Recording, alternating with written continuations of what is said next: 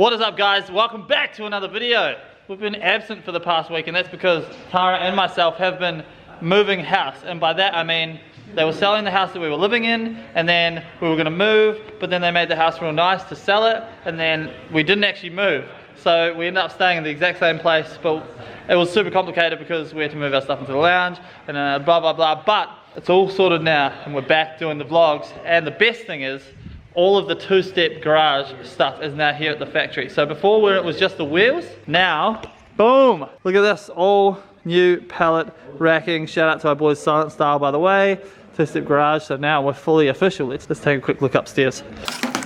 So as you can see, we're still getting stuff ready up here. Tara is organizing everything. Hey Tara. Cheers, mate. You got all of the stuff on the shelves, everything. We've got a bunch of new stuff that's yet to go up on the website, like all these new two-step garage shift knobs, bunch of different styles. Look at this, got these new bubble steering wheels. These things are dope. Branded TSG as well. The spokes here, woof. These things are freaking nice. Got these in a range of colors. We also have these, we literally got these made. TSG steering wheels, leather, black stitching, black on black with the TSG horn button. These will have dropped on the website by the time this video goes live. I'm super pumped about these. Very cool. Tara's doing an amazing job. Thank you, Tara. You. Anyway, the main reason we are here today is because we're working on the Fevo. Finally, we're back working on this thing. The heavy duty clutch has shown up, which means that we can get to work putting that heavy duty clutch in. We have all the boys here. Dan, hello Daniel. Hello. Was. He's always ignoring the camera. Hi, Was. A bit. Hey, how you doing? Tori? G'day, mate. You! And we have the mammoth task of putting a front wheel drive clutch in. This is unknown territory to us. Rear wheel drive. Look, rear wheel drive, rear wheel drive, rear wheel drive. These guys are all rear wheel drive. We have literally no clue what we're doing right now. And that makes this that much more fun. Obviously the gearbox is here going this way and somehow we have to take it off, and I think that means taking the wheels off and pretty much removing all the front suspension and brakes and stuff and shafts. So I've been procrastinating this all day. Are you talking again while I'm vlogging? No, sorry bro. Anyway, so first things first, we're going to put it in the air. We've got to drop the fluid. We do not need to undo that, Daniel. Put that back on, please. Drop the gearbox fluid, which probably has never been changed in this car's life, and then we're going to just get to work. I don't know what to do, so we're just going to start taking things off until the gearbox falls out, is pretty much the main. Oh, and another piece of exciting news, by the way, is we bought a gas MIG. Look at this. Yes! It's been a long time coming on the channel. I haven't got the gas bottle yet, but here's a new MIG welder. It's just a wee boy, but it's super compact, and it means we can take it to the track without any issues. More than enough for what we need to do. Super stoked on that. But yeah, so you know, I'm making moves. I'm doing things slowly in the background. Anyway, let's get to work. We're trying to figure out the wizardry that is this setup. So we're just going to start undoing things, but first we'll drop the oil. Let it in. Oh, Oh. doesn't look too bad. Maple syrup. It's pretty runny for a... It is runny, huh? Cool, so I thought I'd better show you guys the clutch. Here it is. Let's unbox it. It's a small box inside of a bigger box. Boom. So this was $200 on eBay. We're using the same flywheel.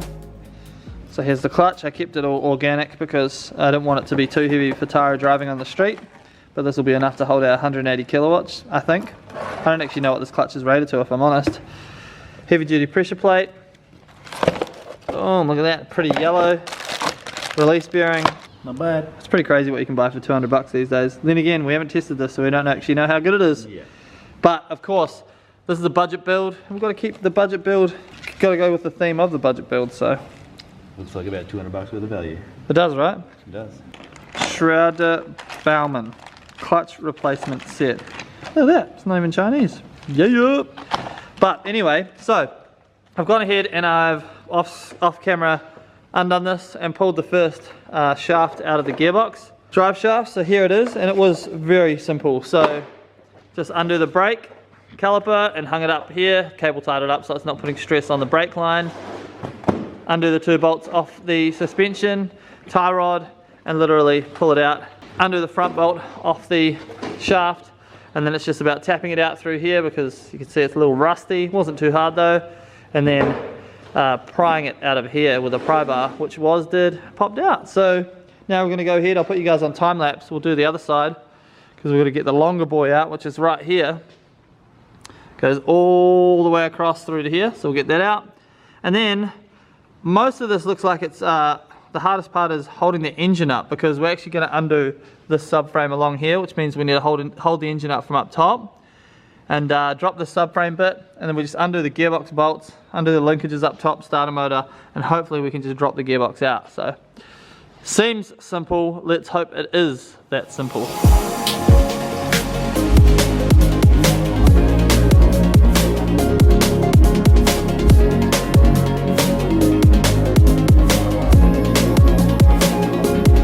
So now we've got the shaft hanging, and all I did was grab a flathead screwdriver, believe it or not, and just put it in between here. This was a bit further back in, and just pry until boom, it popped out. So now should just be able to lift the shaft out. It's a bit heavy with one hand, but we'll get there. Boom. That's both the shafts out. Alright, time for an update. I've done a bunch of stuff. So moved intercooler piping, intake. I undid a bunch of bolts from all around the gearbox. And see this? This is the bar off my jack. It's my jack handle. And we've strapped the engine around it. Strapped the engine around it? I don't know how you guys say it here in Australia or anywhere in the world. Strap the engine around the bar to hold it up, because we're undoing this bottom subframe down here and this engine mount here, which means the engine would lean down to the side. So this just holds the engine up while we remove the gearbox. So that's the theory anyway. Not sure whether it's going to work or not. There's a lot of fiddling around, but it's actually been a lot easier so far than I expected it to be, hasn't it, Daniel? I've done lots. You've done nothing. I've done nothing. He's done zero. But yeah, it's been a lot easier so far. I guess it makes it much easier having a hoist. If you were on the ground doing this, it would probably be a little bit annoying because you have to go under and over and under and over and just keep going up and down and doing stuff. So next thing is to undo this engine mount and kind of see how we're going to shimmy the gearbox off and whether I've forgotten any bolts, which is very likely. Front wheel drive, weird stuff.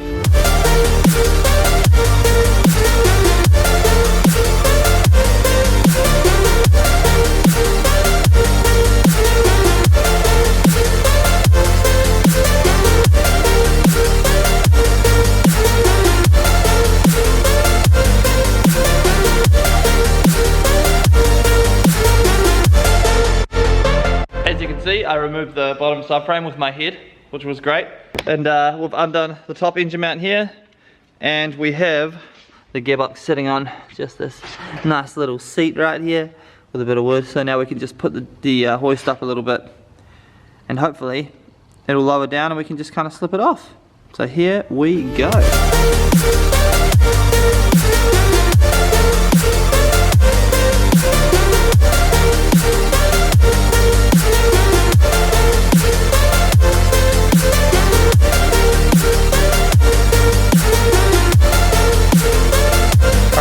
Super awkward, so we didn't actually film the gearbox coming out, but look, she's out.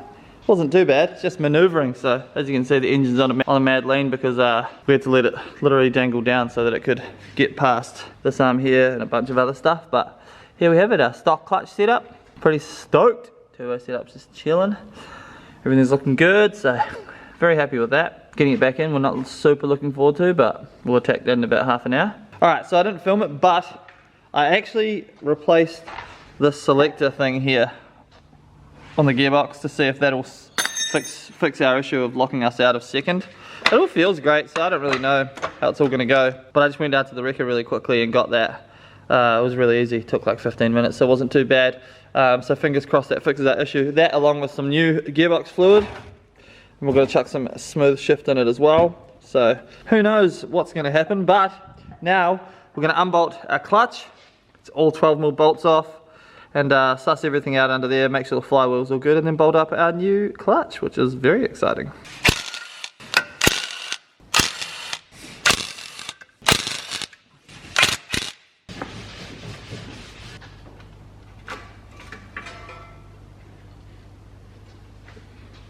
So here is our old clutch. and as you can see, it's very smooth. It's definitely seen better days. At the same time, there's still meat left on it, and if you were driving it with the NA car, I'm sure it would hold up for, you know, another 5-10,000 Ks, no worries. Boom, so here's that. And then here is a comparison with our new one. So not hugely different, really, in terms of clutch. But the thing that makes the bigger difference, of course, is the pressure plate. Boom, old one, new one. I really can't tell the difference other than the fact that they're yellow, but these here will be stronger, so they'll put more pressure on the clutch as it pushes against the flywheel, and that's what helps it all clamp down. Hi. Oh, hello, where did you come from?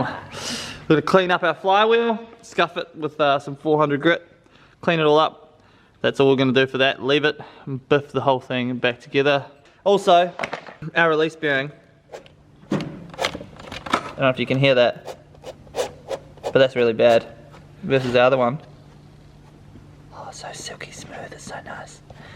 So that's what's going in, that's what come out. Yeah, let's go. So we have our clutch disc and we have our alignment tool. See the center thing here? Goes into that hole right there. By the way, I cleaned up the flywheel off camera. Brake cleaner, 400 grit, sandpaper, works a treat. Unless it's like absolutely haggard, then you either need to get it machined or replace it, but this is fine. Boom, this bad boy, slide it up.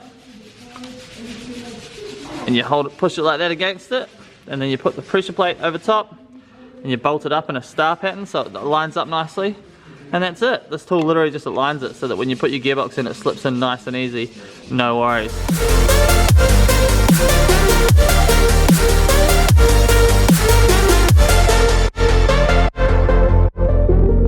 My best friend for 23. I heard the heavens crying about. Okie dokie, how good does that look? Look at that, the turbo sitting there, the yellow clutch. Looks fantastic. Love that, guys. And also I've gone ahead, our release bearing, brand new one into the gearbox, and I've greased it up with the grease that comes with the whole package. So grease on the input shaft, and then grease also on the thing that slides back, where it slides back and forth, just all the shafts. Grease the shafts, alright? Do that and you're gonna have a good time. Always grease your shaft, don't be silly, come on. Wet your willy, let's go! So now it is time to put the gearbox into the car. Dan's gonna help me. We're gonna lift it in. Please wish us luck. I'm very scared. Let's go. But fingers crossed that this just goes in nice and smooth and we can just smash this all back together.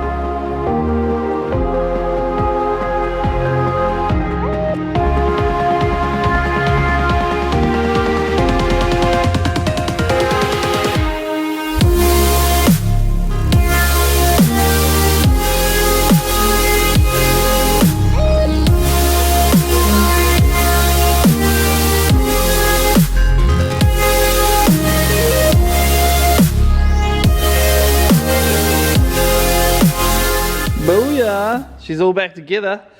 Bit of oil on the ground because that's what happens when you're Mike Lake and you're working on cars. So now we have to do, bonnet down, let it down off the jack, and we're going for a drive. We've got to see how this thing goes. Make sure it all works properly first of all, and then second of all, make sure our heavy duty clutch is now holding the power that the car's making. Oh, let's go. That's nice. Look at that booty. All right, here we go.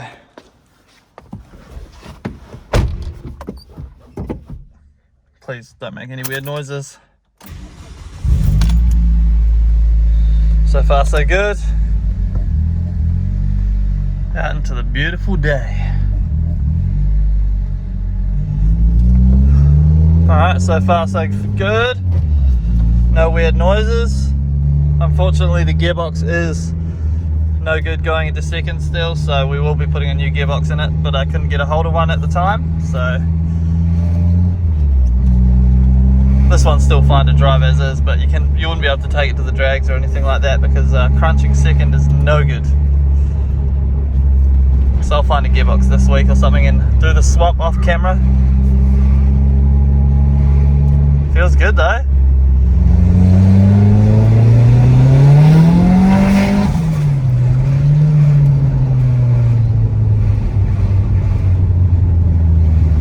think you're supposed to bed the clutch in a little bit, shouldn't rip on it too hard straight away.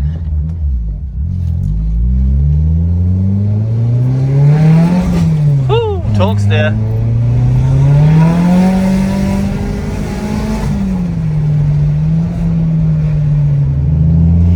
Still feels like we're getting clutch slip, I reckon. You guys will be able to tell me. Maybe? Maybe not. I can't tell. It's also making an interesting noise as well from the gearbox. Let's see.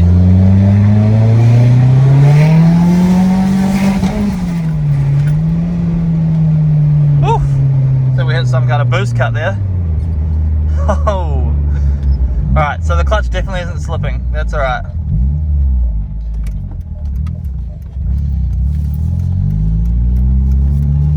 Engine lights on because we aren't running the O2 sensor.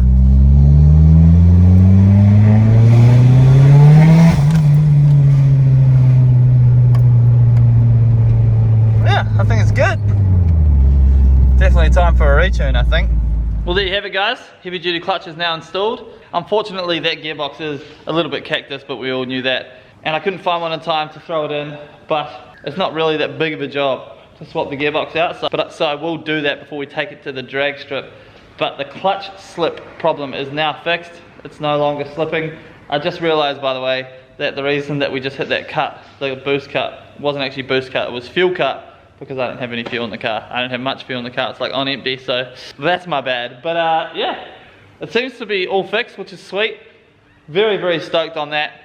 It feels good just to be back doing the vlogs again, if I'm honest, but I'm definitely stoked on this thing. I raised the front a little bit as well, actually, whilst we did that gearbox swap. Not enough to really make it look much different, but just enough to reduce any scrubbing that was happening while we were driving it. I still need to make a bracket for this light right here, which is why there's a bit of tape holding it on, but nonetheless, this thing feels fantastic. Still a couple of wee niggles to work out, but it is ready to go back onto the dyno now that the clutch is fixed, so that we can get the final figure, which is fantastic. So hopefully we are back on the dyno ASAP. I have to reorganize the time for that, but that is the end of this video, guys. Thank you so much for watching. We will be back. We're back into the regular schedule of vlogging again now. It's probably going to be every second day that we drop vlogs, but rest assured they will be quality content. Next up, we are working on the RX-36, getting it ready because we've just had the information come through that our lockdown is ending next Thursday at 11:59 p.m. Oh my god, so stoked about that. And that means drift events are coming back very soon. And I don't want to be caught out with my cars not being ready. Drift X is the one that I'm aiming for at the end of November, and I want to take both of my cars, which means this bad boy needs to be all ready, including the Ghost Bridgeport tune that we are organising on it at the moment, which is really exciting, power steering and a bunch of other things, and of course the purple E36 as well. So lots to get done, but thank you guys so much for watching. As always, hit that like button if you enjoyed this video, and I'll see you guys in the next one. Peace, bye.